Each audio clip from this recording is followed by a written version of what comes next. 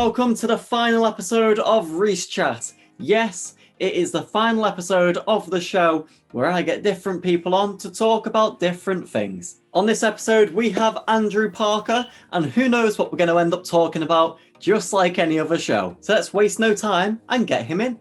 So, welcome, Andrew. How are you? I'm not too bad, Reece. Thanks for having me on. Not a problem at all. So, Andrew, Andy, what do you prefer? Andy's fine, but either. I'll answer to most things. Andy, all right then, not a problem. So I know that you are entertainment manager at Coghurst Hall this year, with Park Holidays UK, of course. Yeah, that's right. How long have you been in entertainment for?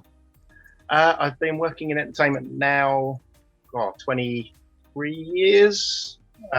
December 1997 I started. Wow, so you've been to a fair few parks? Or have you... Yeah, I've worked on about a dozen parks for various companies over the years.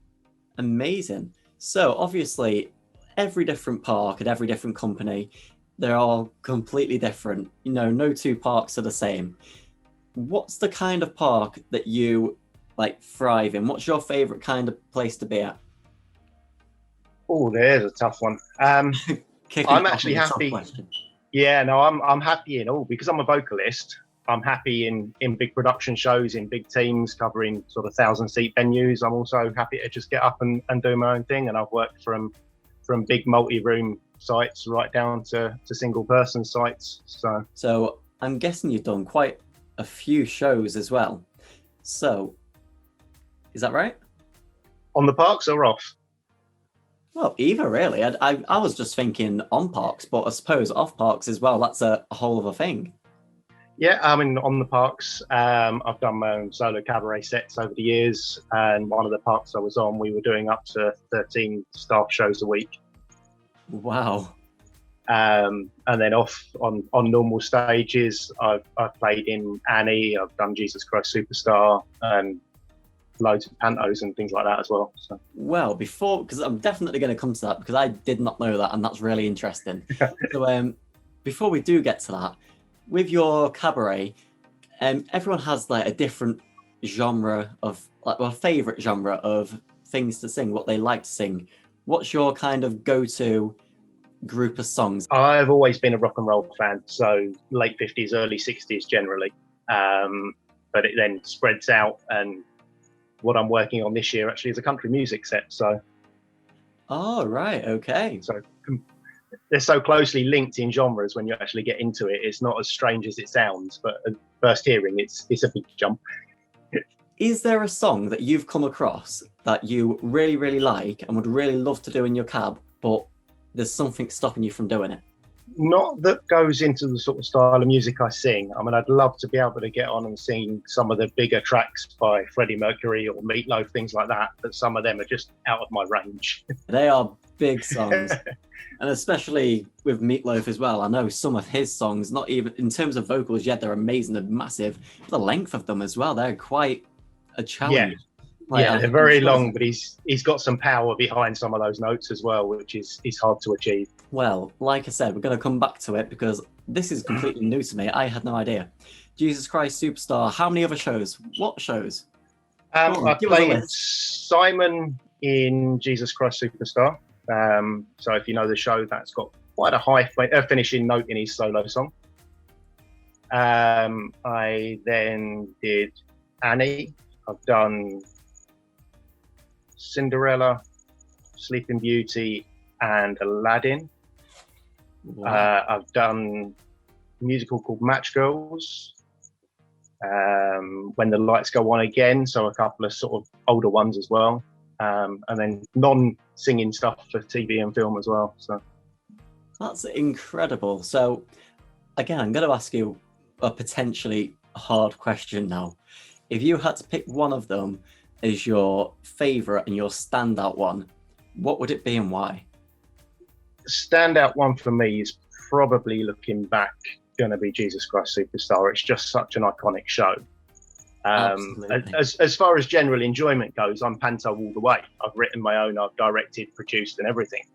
But as far as standout moments in shows, it's got to be standing up and doing the solo in JCS. I can imagine. I mean, and the thrill, like the buzz you must have got off that. Yeah, it is. Although after as many years as me, that sort of dies down a little bit while you're doing it, and it's only when you look back and think, "Oh, I did that." Yeah, absolutely. I mean, the memories are there, and I mean, you can think about all the memories that you've given to other people whilst you've been in those shows as well. That's just incredible to think about as well. Yeah, I wouldn't want to guess how many people I've performed in front of over the years. Too many to count, but that's incredible. I mean, all those people, and they've all seen you perform. You mentioned TV and film. So again, I'm going to dive into that because I had no idea about this either.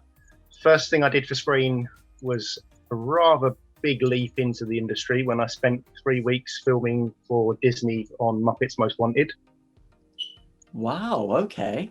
Yeah, I was one of those singing, dancing gulag prisoners, which was great fun. And then from there on, I've gone on. I mean, I've done a lot of sort of supporting actor work on stuff like The Tunnel, Midsummer Murders, and bits like that. And also, I did an episode of a program for Smithsonian as well. Some big names in there. The one that stood out for me immediately, the second you said it was, well, of course, the Muppets, but then Midsummer Murders as well, because that's huge. Yeah, I've been in 3 or 4 series of that at various points. Everyone. Most of them not noticed. We'll have to go back and find the episodes, and we'll play Spot the Andy. We'll find you in there. With TV, and we're going to say film as well, just to make it a little bit more broad. If there was one series or one film you wish you could have been a part of in any way, shape, or form, whether it was, you know, an extra in the background all the way up until the main character or a character in general, what show, movie would it be, and a character or extra? There's a lot less pressure being an extra. I've come close to a couple of big things over the years. I was a standby body double for one of the lead characters that I won't name for Guardians of the Galaxy, which would have been a lot of work and also a nice pay packet at the end, but I never got called up. I was also on standby for some of the Star Wars stuff, but the majority of extras in that are all the same height, which is a lot shorter than me. So, all right, Star Wars is, I mean, I can't say it's the biggest franchise. It could be, and I can't say for sure, but everyone knows Star Wars, literally everyone. Oh, yeah. And that is just incredible. And Guardians of the Galaxy as well. I mean, that's a massive name that everyone knows. Yeah, it was nice just to be linked with it and be put forward for it. So to then be told I was on standby in case anything happened was... From going from that sort of things, from like the theatre and TV, and then holiday parks, what came first? What happened first? How was the transitions? Well, it was quite a jump in. Am I allowed to mention company names? Absolutely, yeah. Okay, well, I trained up initially when I left school. I went to college and trained up as a computer technician. And my parents went away on holiday and came back. And I said, give me the cases. I'm going to work at Butlins. And I did 3.5 months in catering at Butlins. And then that winter was taken on as a blue coat for Pontins. So that's where that started, and everything else has sort of followed from that.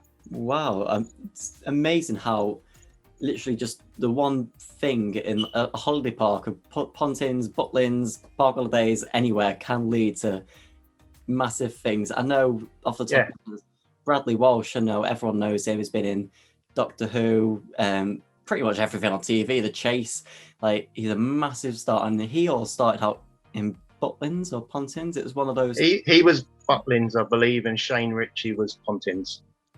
Yeah, that might be where I get confused.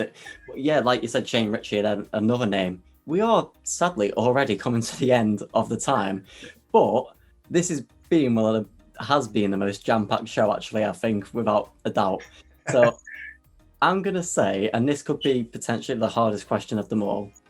If maybe you might not even want to, but if you could go back and relive one specific time frame, one moment of anything you've done, whether that be do one more performance of Jesus Christ Superstar, or whether that'll be just do your first season over again, what would you do?